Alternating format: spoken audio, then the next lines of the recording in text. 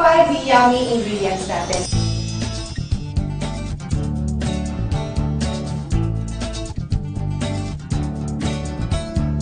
Unahin muna natin itong dinebone mong galonggong. Yes.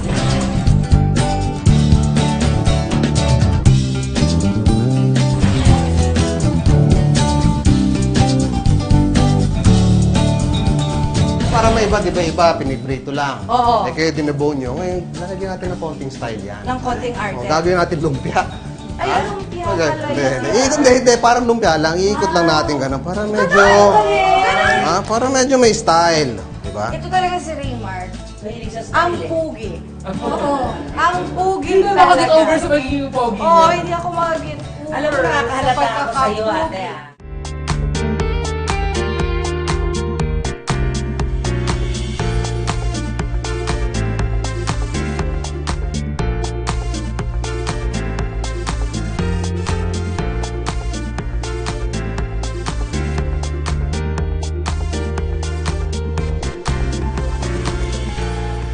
So habang Habang ninintay natin na maluto to, lutuin na natin itong 5 ingredients. Ito, meron tayong talong dito.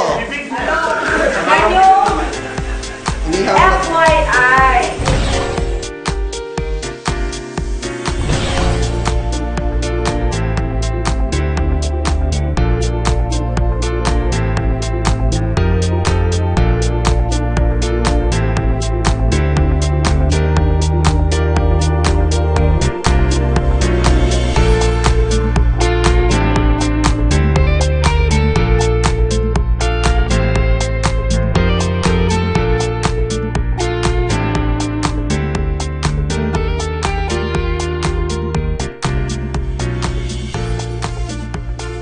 Yay! Tikiman na! Yes. Excited na ako. Tikim na natin sa ating mga patay gutom.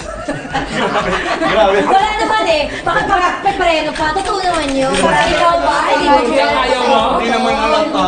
Yes. Oh, ayan. Ayan. Kinuha mo pa yung parte ko. Ayan oo. Hinawakan mo. 30. Tikman ko na. Share tayo. Masarap ba, babe?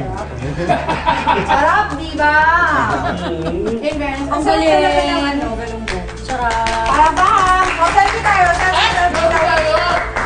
Kasi Mag-selfie mga tayo. barkada ko rin naman eh. Oo. Saan tayo mag-selfie pa ganito? Ayan, dyan ka. Diyan ka sa unahan. Ano? Okay! Yay!